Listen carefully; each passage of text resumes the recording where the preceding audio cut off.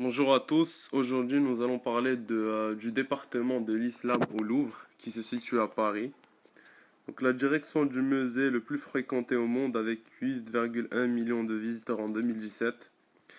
Sur l'ensemble de la période d'ouverture au public, du 22 septembre 2012 au 31 mars 2013, les nouveaux espaces ont attiré 1 million de visiteurs. 20 ans après le grand chantier de la pyramide, la création du nouveau département des arts de l'islam au sein du musée, à la fois architecturel, culturel, artistique et civilisationnel. Ce nouveau département convie le visiteur à un véritable voyage sensible au cœur de l'islam. Carrefour de dialogue entre les cultures, il présente la face lumineuse d'une civilisation qui englobe en son sein une humanité infiniment variée et riche. Parcours de dialogue entre les cultures, il présente la face lumineuse d'une civilisation qui englobe en son sein une humanité infiniment variée et riche. C'est en 1893, une sélection des arts musulmans a été créée au musée du Louvre pour y dédier une première salle à la collation islamique. La collection s'agrandit ensuite considérablement sous l'impulsion de conservateurs et notamment de Gaston Migeon. En 1993, la création du Grand Louvre et le départ du ministère des Finances de l'aile Richelieu permettent le déploiement des collections de la sélection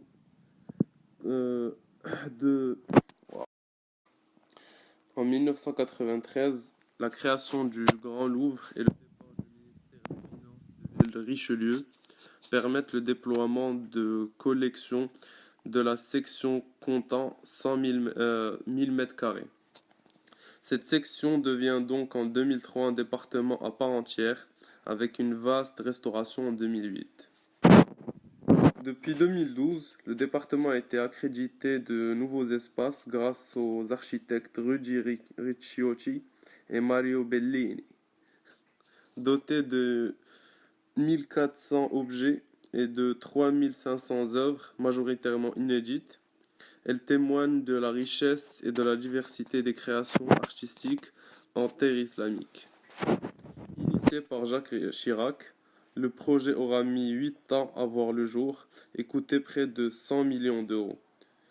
Plus de la moitié du financement provient de contributions extérieures, dont celle du roi Mohamed VI du Maroc, de l'émir du Koweït, du sultan d'Oman ou encore de la République d'Azerbaïdjan. Du XIIe siècle, ces têtes témoignent de l'existence de décors monumentaux sculptés en Iran, ou encore de ce vase de Barberini, exécuté pour un prince ayoubide qui régnait à Alep, et encore ce bassin qui nous renvoie à l'entourage du sultan ayoubide. Entre le XVIe et le XVIe siècle, on peut voir une aiguillère, cet objet parmi les métaux les plus élégants conservés qui ont été produits entre l'Iran et l'Inde au XVIIe siècle. On peut voir enfin un tapis à décor de jardin de paradis du nom du tapis de menthe, ou encore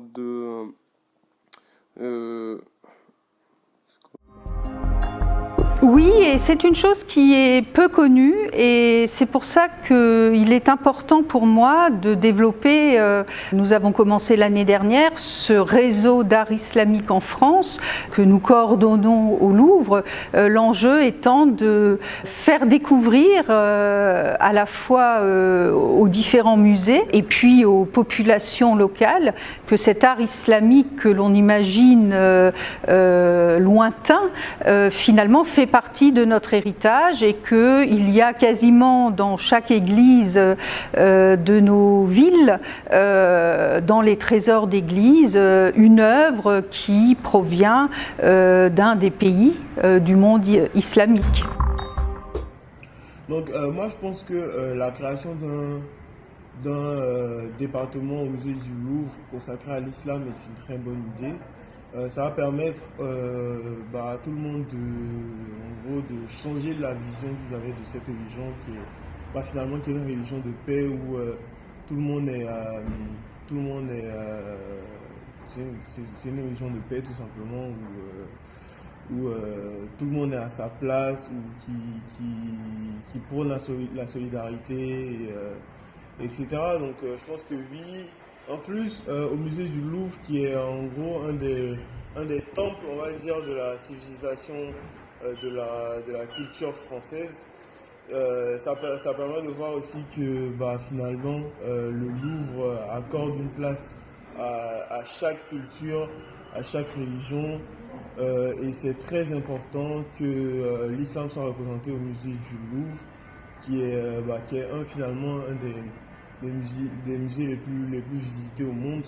Et ça va permettre finalement à la société entière de changer sa façon de voir cette religion qui a ces dernières années beaucoup souffert.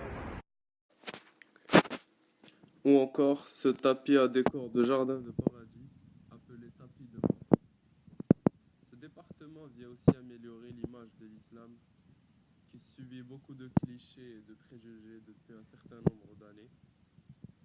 Cette ouverture est une forme de reconnaissance envers l'islam, avec une redécouverte de sa richesse, de son histoire et de son art.